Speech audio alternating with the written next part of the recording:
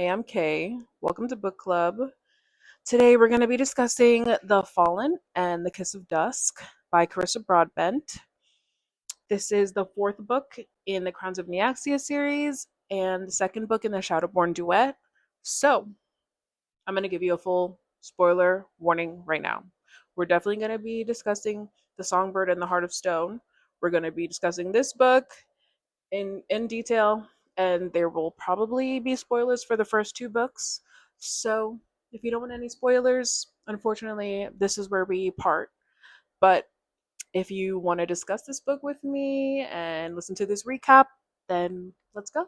All right, I'm gonna do my best to recap The Songbird and the Heart of Stone as quickly as possible. It takes place after the events of the first two books, and now we're following Misha, Miss Dawn Drinker, Miss Bride of the Sun God. Yeah, we get a full backstory for Misha in this book, and we learn that she was groomed from the age of 8 years old to marry Atroxus, the god of the sun, and it's disturbing. It's really disturbing. But yeah, the last two books she had killed her sire, the man who turned her to a vampire. He was the Shadowborn prince. So obviously the House of Shadow is like, Misha, you're done. Like, they're coming for Misha. And they capture her, they're going to execute her, but who saves her? Asar. Yes, Asar, the illegitimate Shadowborn prince, the Wraith Warden. He saves her because he needs her to go on a mission with him to resurrect Alaris, the god of death. They have to go through Morthrin, through the underworld. So Asar, Misha, and two randoms go into Morthrin, go into the underworld to perform this ritual to resurrect Alaris. Misha has her own motivations because she's instructed by her husband, Atroxus, to resurrect Alaris and then kill him again. So in the end, her purpose is to betray Asar. But as they traverse the underworld together, they fall in love, as one does when you're traversing the underworld. As they're like performing the ritual, Misha learns that like it's part of the ritual that Asar will die, and she's like, no, like, not my man, you're not taking my man from me, honey. So she uses like the power of the ritual to resurrect him and decides to betray her husband, Atroxus, the sun god, and she kills him. It's very dramatic. The sun literally shatters in the sky, and now their world is in an endless night, which we'll get into the repercussions of that in this book. And because of like the power of the ritual, Asar has some of Alaris's powers. So he's somewhere between vampire and god, demigod. We don't really know what he is, but he has some powers of the god of death. And unfortunately, it's really sad. Misha dies at the end of the Songbird and Heart of Stone, and Asar's like, I'm gonna find you. I will find you. Alright, so that's basically what happened in the Songbird and the Heart of Stone. Let's get into The Fallen and the Kiss of Dusk. Okay, there's a quote in the prologue that I really like, so I'm just gonna share it. It says, "This is the tale of how a fallen one ascends. He does it in countless cascading decisions over years, over centuries. He does it with the desperation of a starving soul, willing to sacrifice anything, everything, for a single chance at redemption. But in the end, he loses her every time." Like, are you not excited? Are you not excited? Like, I was so ready to read the book when I saw that. Okay, so let's get into part one, which is labeled Death. In part one, we are following Misha, who, as we know, is dead, and she's in the underworld. She's basically coming to terms with her death. She is losing the bodily functions and sensations of being human or being alive. Like, she doesn't have a heartbeat. She feels like her body is weightless or not as heavy as it should be. And she's in the underworld. And who does she run into? Vincent, Araya's father, who had been murdered in the first book. And he basically explains to her that due to the ritual being incomplete in the first book, it has basically caused the underworld to start to collapse and decay even more than it wasn't in the first book of this duet. So everything down there is like turning to shit. Vincent is tasked to guide her to the veil so that Asar can reach her, right? While Vincent and Misha are traveling through the underworld, we see that Asar is imprisoned by the White Pantheon. They took him to Issyria, which is the basically heaven, or it's the home of the White Pantheon. And Asar is basically imprisoned, chained, and starved by the White Pantheon. They don't really know what to do with him. They're trying to um, put the sun back in the sky, but they can't. And obviously, if there's no sun, like the world is feeling the repercussions of that. We're introduced to these divine soldiers called sentinels. That they'll be important later, so keep that in mind. They are humans that were turned immortal by the goddess Shakhet, and they basically serve her. They're like really powerful soldiers. So Asar is trying to escape Assyria so that he could go to the underworld and get Misha because that's his baby, that's his queen. He overpowers the sentinels and he's running through hallways trying to escape. Eventually, he is busted out of Assyria by Acacia. Acacia offers him a deal, like kind of like an ultimatum type of thing, where like one option could be that he saves Misha and the other option is that he doesn't. She like shows him all like the threads of fate. Obviously, he chooses the option that saves Misha. In order for him to save Misha, Acacia has to bind them tighter to each other.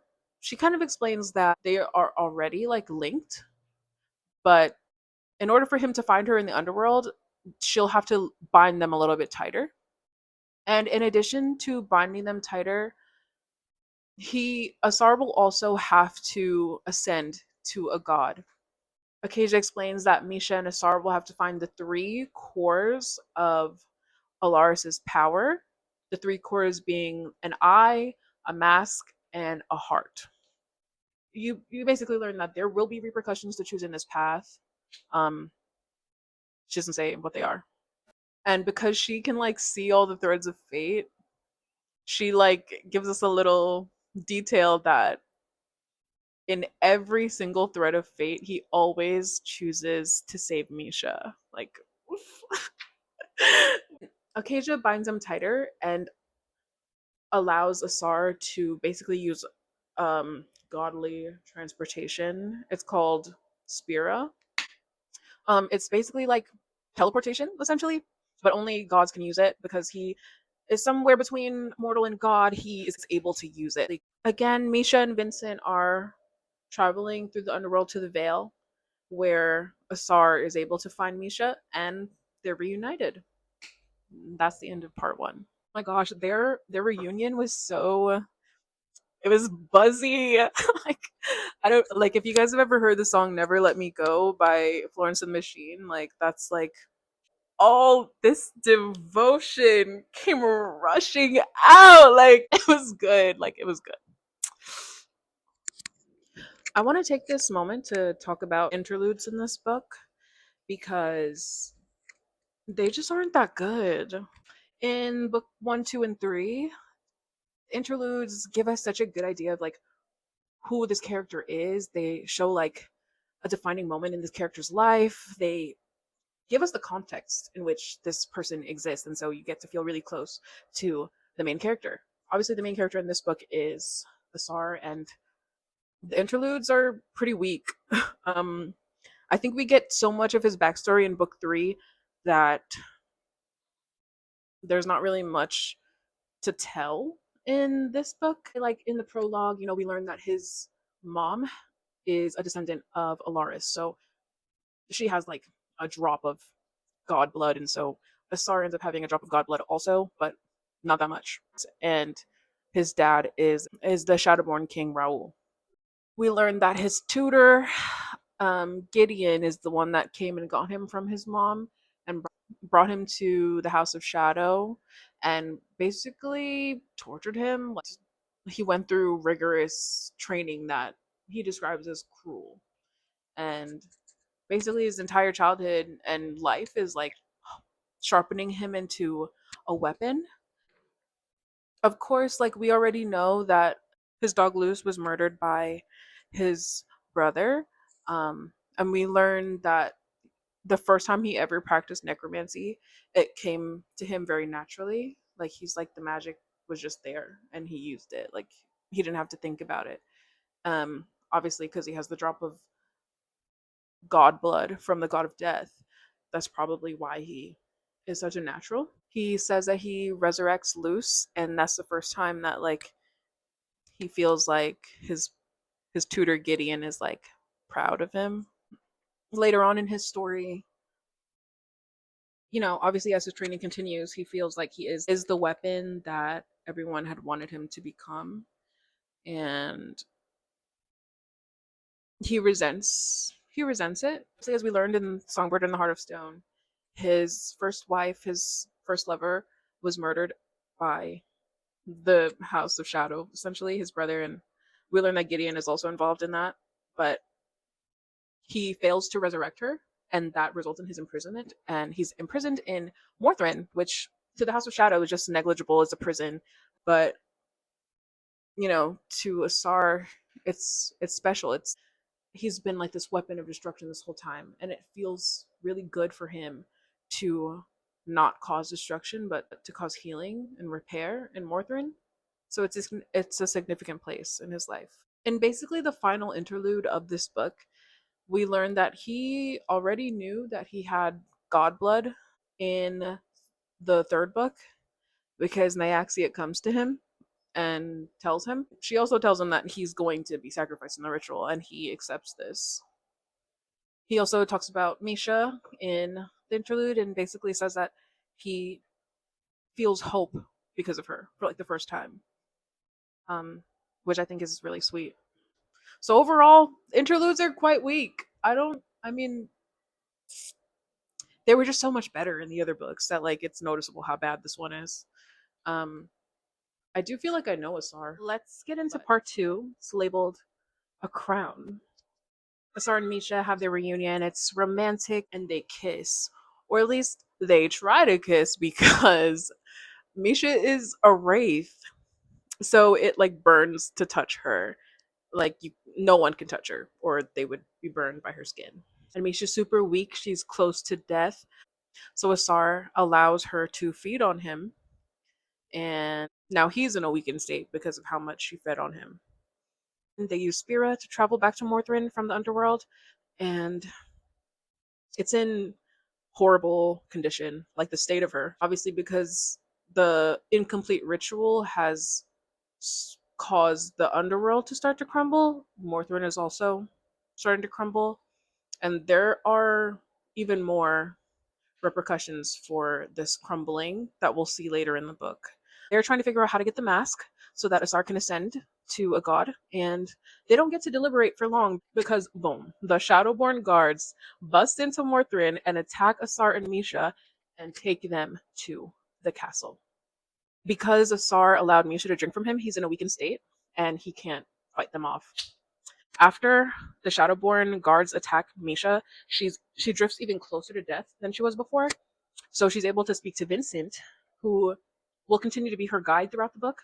He basically advises her to use the queen of the Shadowborn court to get the mask, because the mask is going to be in the castle somewhere. Vincent also advises them to use the gifts that they inherited from Alaris during the ritual to their advantage. They're both taken to the castle, the Shadowborn Castle, where we learn that Ygritte, who is Asar's half sister, is now the queen of the Shadowborn court. There's literally no one else to be the queen or the king because there's only Ygritte and Asar who could possibly be heirs to the crown. That makes Asar a threat to Ygritte, and Misha already has a hit on her head from killing the original Shadowborn heir. So Ygritte is holding court and she's boasting about how she's about to take them both out. And Asar becomes enraged by what Ygritte is saying, especially about her threats to Misha's life. And he taps into his god power and he wants to kill everyone in the court because he's so enraged. And he's like, nobody's gonna touch my wife. Like, wifey? Like, Misha obviously can guess what he's about to do, and she uses her Shadowborn mind magic to speak into his head and let him know, like, what Vincent advised them to do, which is use Ygritte to get the mask. And he listens to her. Instead of attacking Ygritte, he appeals to her desires to, be queen of the Shadowborn court and basically offers her an alliance, which she takes. So now everything's good with the Shadowborn court for now. We get a little bit of flirting between Asar and Misha after he told everyone in court that she was his wife. And she's not. But low key, they're both into it. Like, yeah, they're flirting, whatever. And so we get some more like exposition about how there's a very significant holiday coming up in the Shadowborn court specifically called Night of Malum, right? The Night of Malum is basically like a night where the veil is so thin between the past and the present, between life and death. So, with the magic that's going to be taking place on the Night of Malum, they'll be able to access the Palace of Vathesia, which is basically Alaris's palace from the past. And within the palace, they'll be able to find the mask. We also learn that Nyaxia appeared to Ygritte sometime recently and asked her to basically take advantage of the endless night by declaring war on the humans. Nyaxia is so bitter and vengeful, which I'm not saying it's wrong, like they did kill her man, but at the same time, like she is basically willing to end the world to get revenge on the White Pantheon for killing Alaris. She asks Ygritte to make an alliance with the House of Blood and gather both of their forces, fortify their forces so that they can attack humans and basically take over the world. That political plot will be coming into play throughout the book, and I'm assuming books to come. So keep that in mind. Because Asar and Misha need to get the mask, they consult someone that they know will have information on the mask. Who is that? Asar's tutor, Gideon, who resides in Rivenhall. We learn that Asar didn't actually grow up in the Shadowborn court. He grew up in Rivenhall, which is basically an archive. It, to me, from reading it, it seems like it's just like a bunch of libraries, texts, studies, sleeping chambers, maybe training rooms. Like, that's basically all that Rivenhall is, and that's where he grew up. So they go to Rivenhall and they meet with Gideon, and he gives them some information about the mask. Gideon tells them that the mask, again, is in the Palace of Vathesia, and they'll be able to access it on the Night of Malum. He tells them about the second core of power from Alaris, which is the Eye. And the Eye was actually taken by White Pantheon and put into the weapon that was used to kill Alaris. So the Eye, or the second thing that they'll be looking for, is actually an axe. Gideon also tells them that there's no written lore about the heart, so they're kind of on their own. Gideon is sworn to protect information. He doesn't give them the whole story about how to get to the mask. So Asar basically tortures him and uses magic on him. Like, he carves glyphs into him and leaves him like a bloody mess in order to get the rest of the information that Gideon failed to share with them. Asar is wandering Rivenhall in the middle of the night, feeling guilty and shameful about what he just had to do to Gideon, who's Gideon's still alive. As Asar is wandering through Rivenhall, he runs into Misha. She's in the library, and he feels like kind of distraught, and so he needs some sexual healing. So obviously, you remember that Misha, you can't touch Misha. Like, Misha is a wraith; it burns to touch her skin.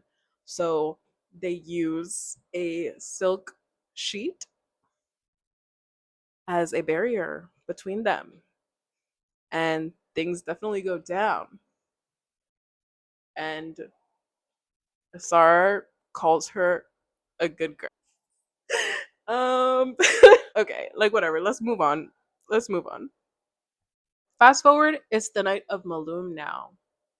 So it's tradition for the monarch of the House of Shadow to perform a ritual with the Dusk window. The Dusk window is essentially just like a relic from Vathesia that now resides in the House of Shadow. So they use the Dusk window to do this ritual. Guess who shows up to Night of Malum in the House of Shadow?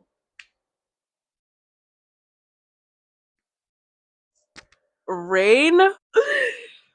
Okay. So Rain shows up, and he basically wants to save Misha. Like, he's there because he hasn't heard from Misha for so long that everyone is worried, and he's there to save her. And Misha's just like, "Oh my god, like, get out of here. Like, you couldn't have come at a worst possible time, and I don't want to be saved. Like, no." The magic of Malum, it doesn't last that long. There's only a short window of time where the veil is thin enough that they could get into the Palace of Athesia.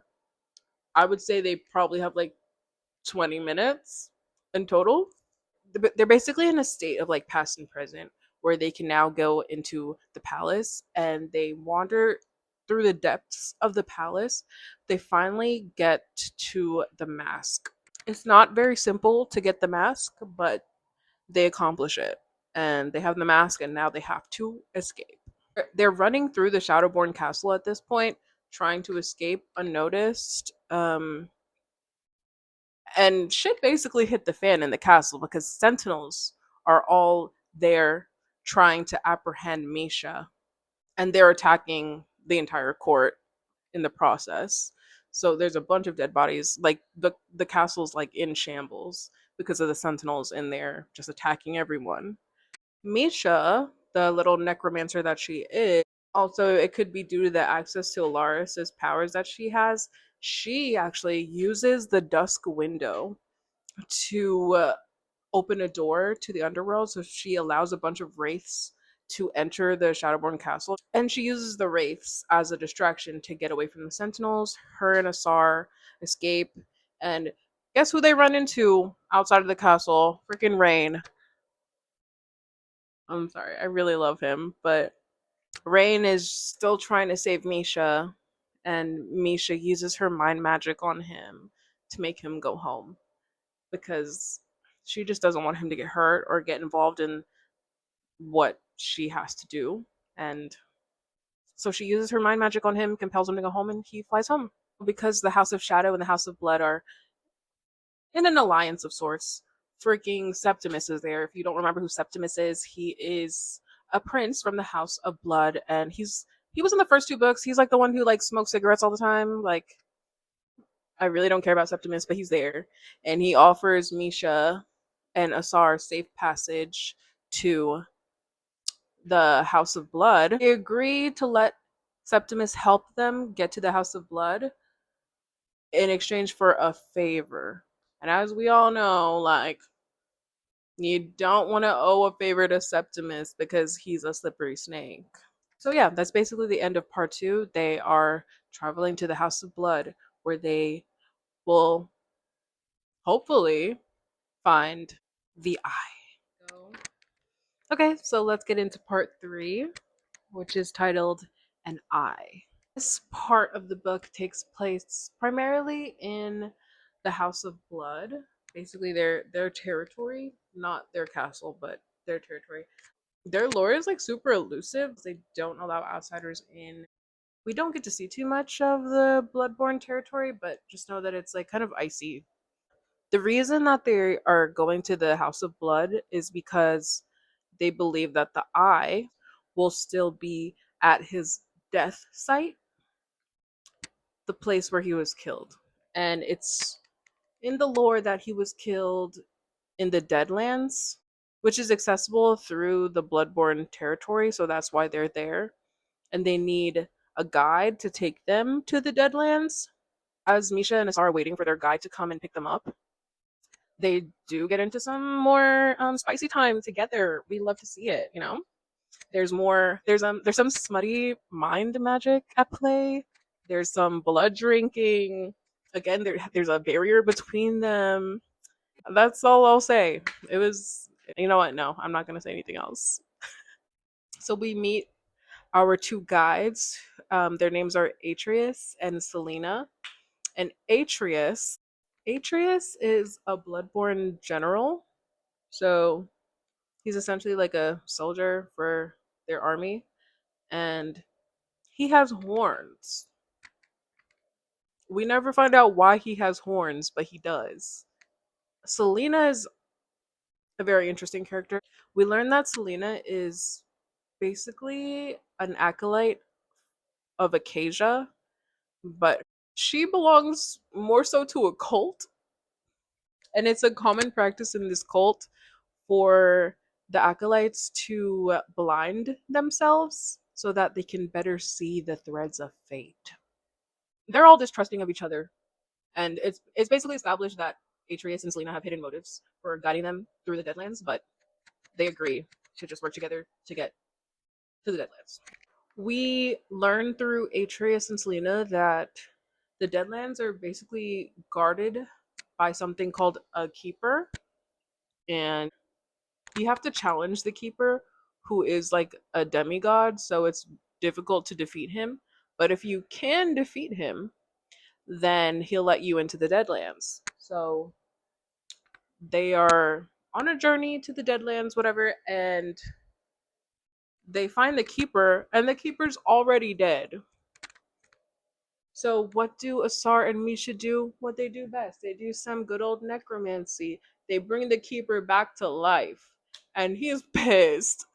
he's he's fucking pissed. When they resurrect him, they find out that he actually allowed himself to be killed because of the war that's about to happen between Neaxia and the White Pantheon. And he's like, the gods promised they would never do something like this again, and I don't want to be alive to see it. So he kills himself after he was just resurrected, but he does allow the four of them to enter into the Deadlands, so that's good. We see the Deadlands, and it's actually like a civilization like that's been abandoned. And we learn that like the gods used to like live and lord over the people that lived there, but everyone there was destroyed. And now they're thinking, oh my god, this is why the keeper killed himself, because what happened in the Deadlands is about to happen to their world. So yeah, they're going through the Deadlands and they're figuring this out. And they finally get to the death site. When they get to the death site, they realize that it's actually a forge and it belongs to Serena, who's a goddess. And because they're in her forge, she shows up and she starts attacking them, and she's getting them, like she's whooping their ass. Serena shows up in addition to the Sentinel who's been chasing after Misha since the beginning of the book. The Sentinel wants to punish her. Misha assumes that, you know, based on their dialogue, that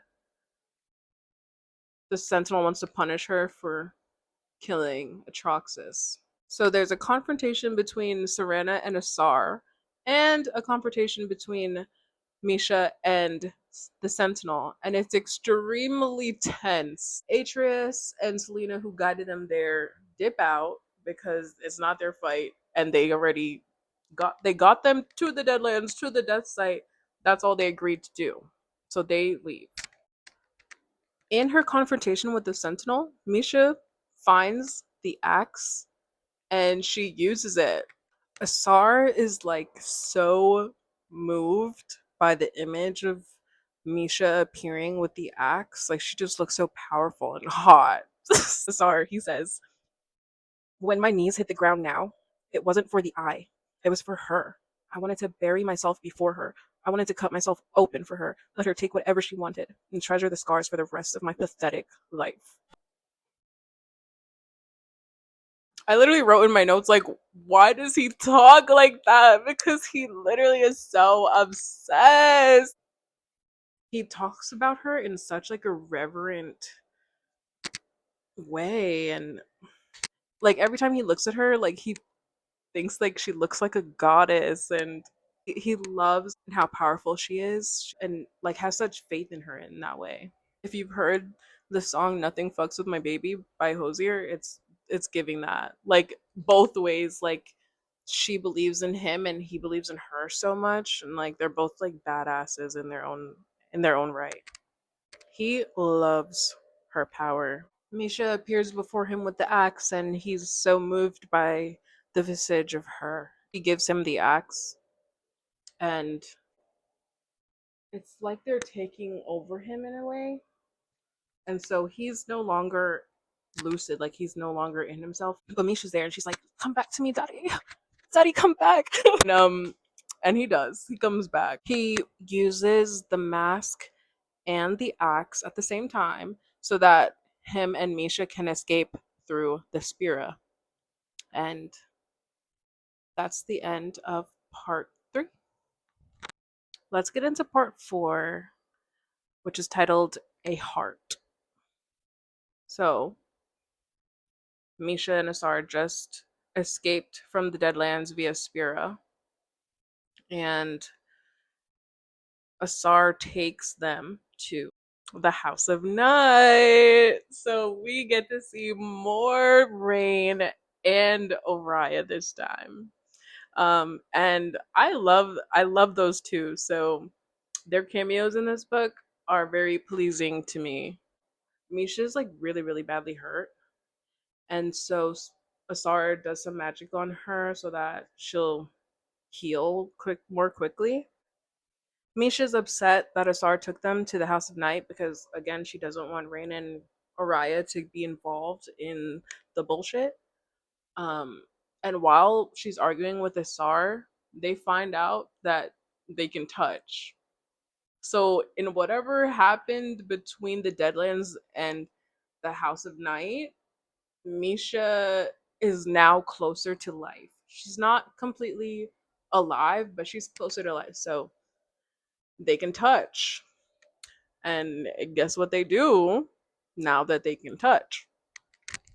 We have some kissy time, some more smutty mind magic, some shadow magic, um, some blood sharing. It's great. Misha's having the time of her life. So I was really happy.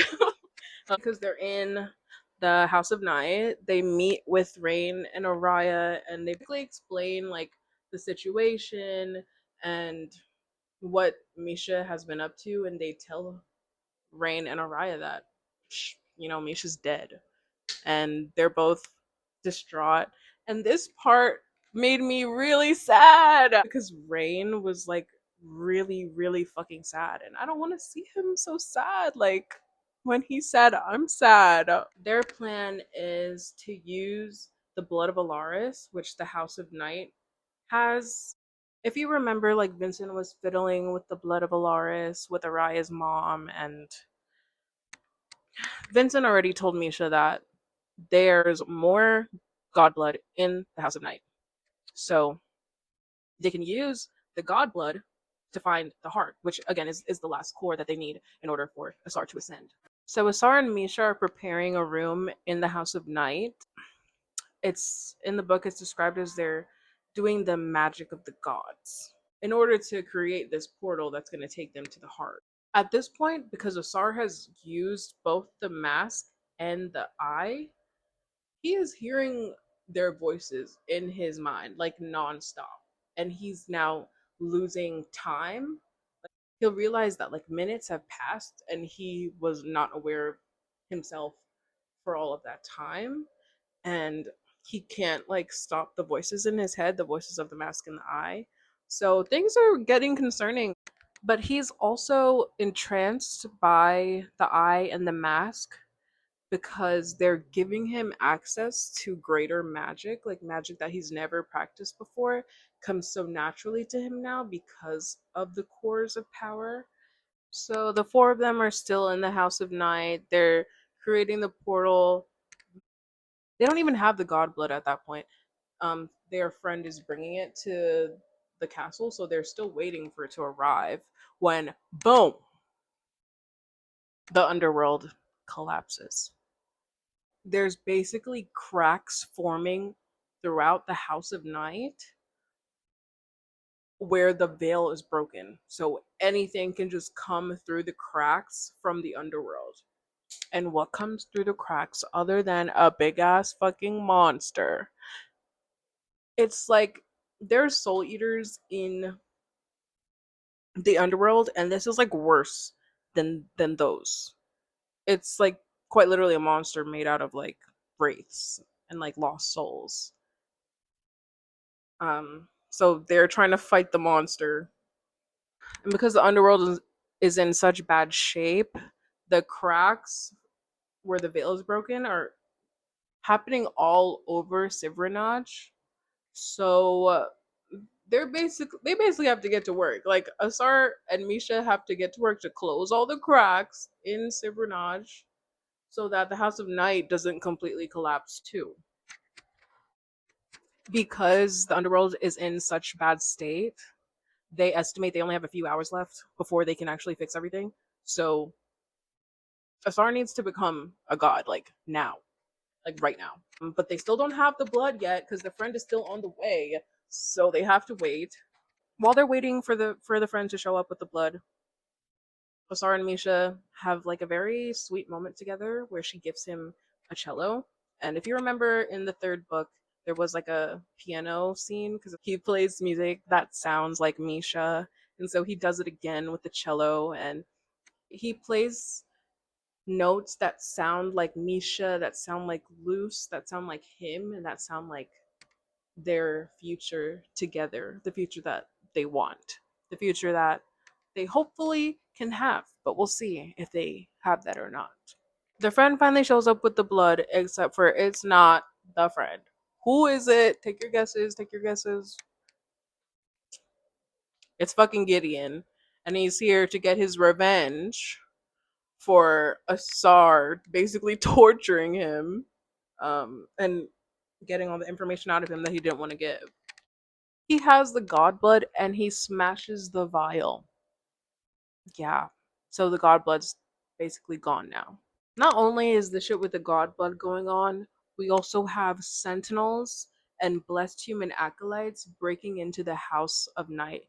It's utter chaos in the House of Night. And we don't even really know what is happening, but we know that shit's hitting the fan. We know that all of these players are here right now. We don't know why. The Sentinel that's been chasing Misha from the beginning is here. And he finally grabs Misha and brings her to Vostis. If you remember what Vostis is, we learned about it in the third book, but it's basically where Misha lived as an acolyte when she was still human with her sister. We basically find out that this is again part of the bigger political plot happening where it's the humans versus the vampires. So the humans, the acolytes, all of their soldiers went to the House of Night to take over Rain and Araya's court, basically. And they're kind of succeeding. Like the House of Night is falling as we speak. Keep in mind that the House of Night is already primed to fall because they just had to fix all of the cracks where all the wraiths and soul eaters and monsters were coming in. So a lot of their guard has already fallen. Now you have the sentinels and the acolytes in there. So the House of Night is taking a beating. And while Misha is in Vostis, this is where you get like the big reveal. Freaking Neaxia. It was part of her plan all along for the House of Night to fall because she feels like Rain and Araya betrayed her. All the blessed human acolytes that went to the House of Night, they're originally from Vostis. So while Vostis is left unguarded because all of their guard is in the House of Night, the House of Shadow is in Vostis. All of the guard, all of the soldiers that we saw at the beginning of the book, they're now in Vostis and they're declaring war on the humans while the humans are in the House of Night declaring war on the vampires. So Vostis quickly descends into chaos because there's no soldiers in Vostis. There's only children and the elderly in Vostis, and they're all human. So everyone is dying. Everyone. And the Sentinel loses Misha because everyone is dying around them, and it's utter chaos. So Misha is able to escape from where the Sentinel was holding her, and she leaves with an acolyte who's there, and the acolyte's name is Kyrene. We know that Kyrene is going to be the main character in the fifth and the sixth book.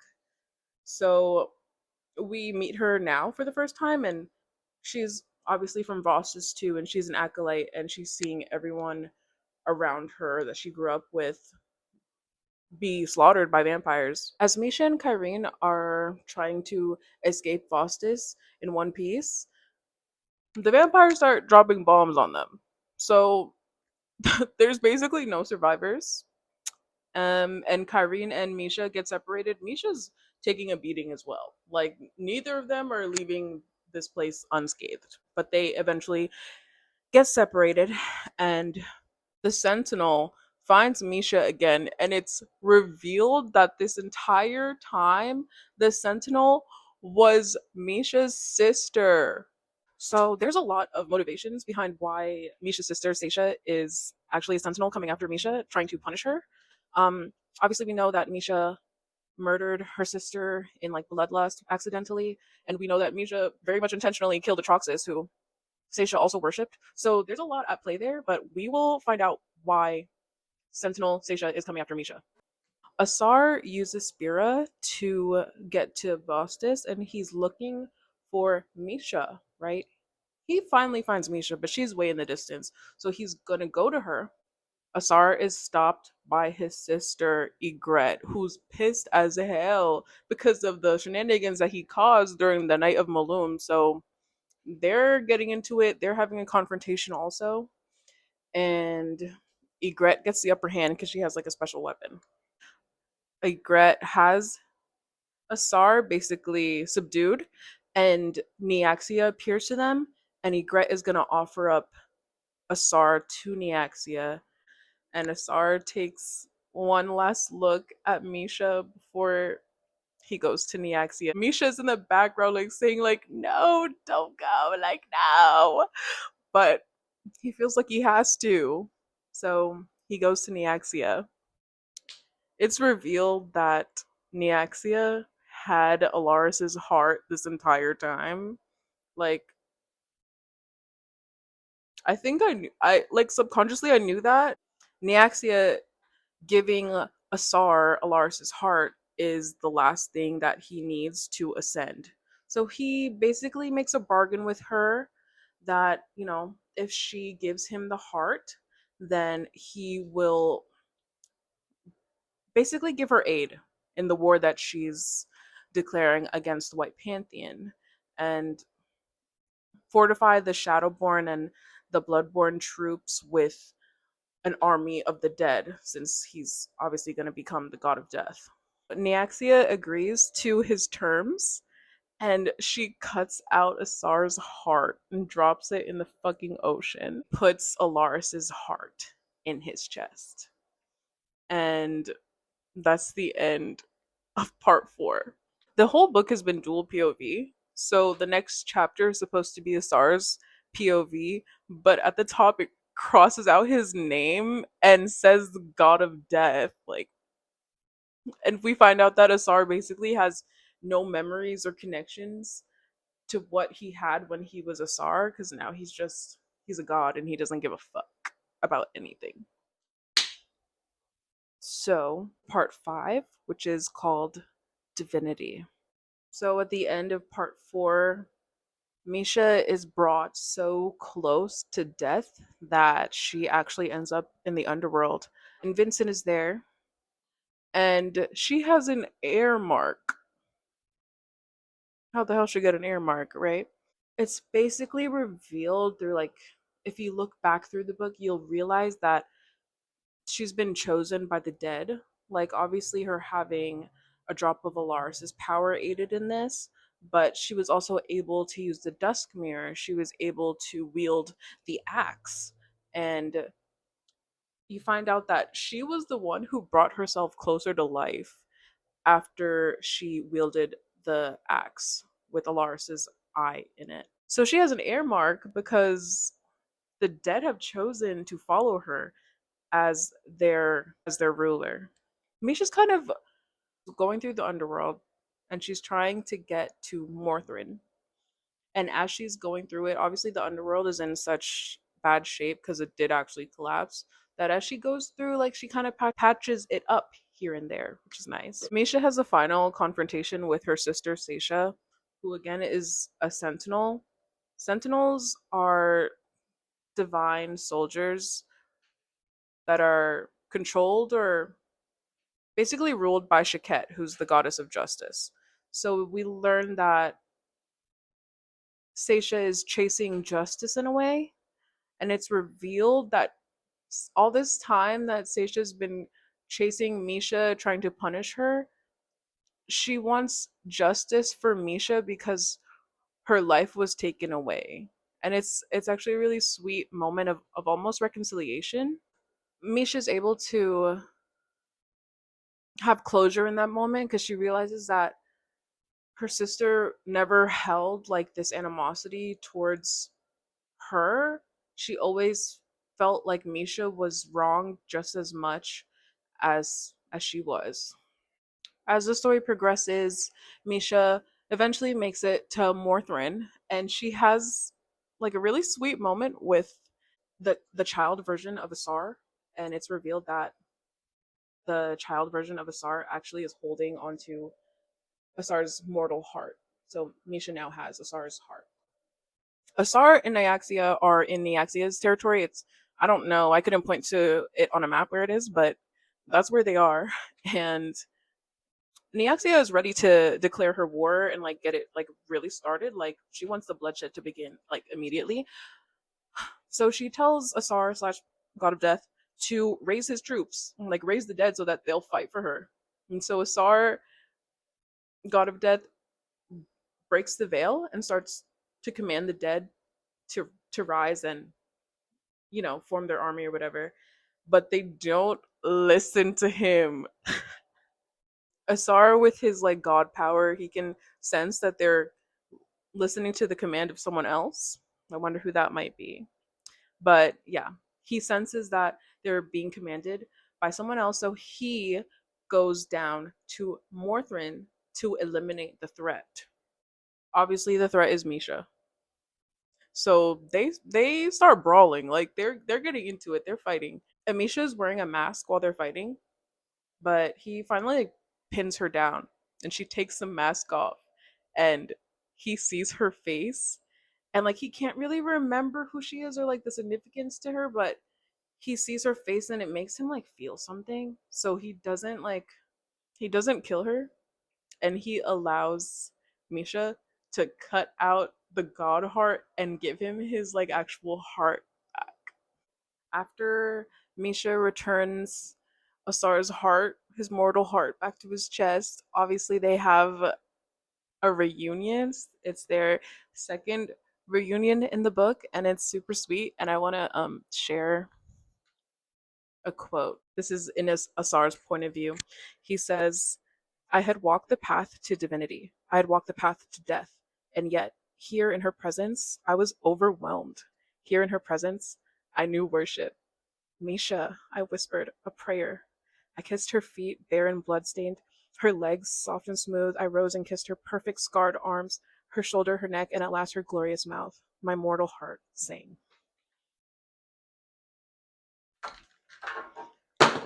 Right, right.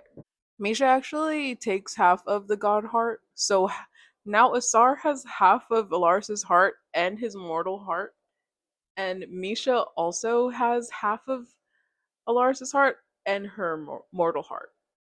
Obviously, Neaxius sees Asar do all that shit, so she's mad as fuck, and she comes down into Morthrin to kill them both. But the White Pantheon show up again, and who saves them? Acacia, of course. She's like, Neaxius, you're not gonna do shit to them because they're under my protection. You cannot touch them. And Misha collapses, and it's kind of explained that she's carrying too many like identities in her because she's alive and she's dead and she's god but she's mortal, and it's just too much because she was born a human, so she doesn't have like actual god blood in her to support all those realities. So Acacia gives her her mortality back, so now she's alive. She's no longer dead.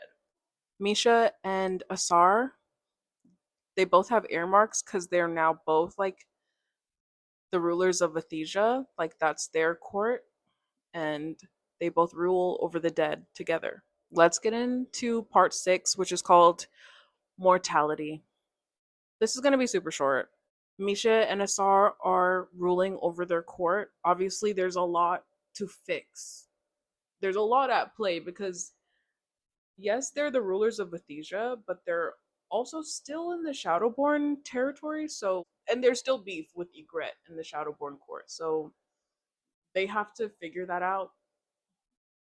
Also, because the underworld collapsed, they've been working to repair it. They've been healing the underworld, and they've also been healing Morthrin. Reggie. While they're in the underworld, Vincent gives Misha a letter to give to Oriah. And if you read like the first 2 books, then you know what's up between Oriah and Vincent. Like it's just daddy issues. Will this letter give Oriah closure? We don't find out. We never find out what the letter says. And the book ends with Misha and Asar having a Vethesian necromancy wedding, and it's actually romantic and sweet. And yeah, so that was The Fallen and The Kiss of Dusk. Okay, so overall, I really enjoyed this book. I enjoyed Misha and Asar's romance a lot better in this book than I did in the first one, because we get to see into Asar's mind a lot more in this book. I love how pathetic he is for her. Like that's what we needed in a MMC. So I really like that. I gave the first book a 7 out of 10. So this one I would probably give like a 7.5, maybe even like a 7.8 moment. I like that the plot is like larger than life. Like if they don't do everything correctly, like the whole world is gonna end. But of course they pull it off because they're both badass.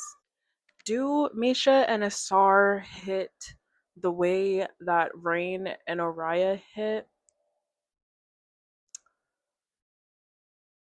Of course not. The bar is too high. Like I love Rain and Oriah like so much. Like people might not share this opinion with me, and that's fine. But I think Carissa Broadbent is like such a good writer. I saw like in Goodreads that someone said that her writing is like poetry, and I 100% agree. I think she describes things in such a flowery and like beautiful way that you really understand what she's saying, and you get like a vibe behind it. It's not just straight picture. It's like a whole painting, and I appreciate that a lot. So yeah, that was my thoughts. That was my recap for The Fallen and The Kiss of Dusk. Tell me what you thought about this book. Tell me if I missed anything, if I got something wrong, if you liked the same things that I liked about the book, if you hated what I liked about the book. Let's discuss, right? Thanks for coming to book club.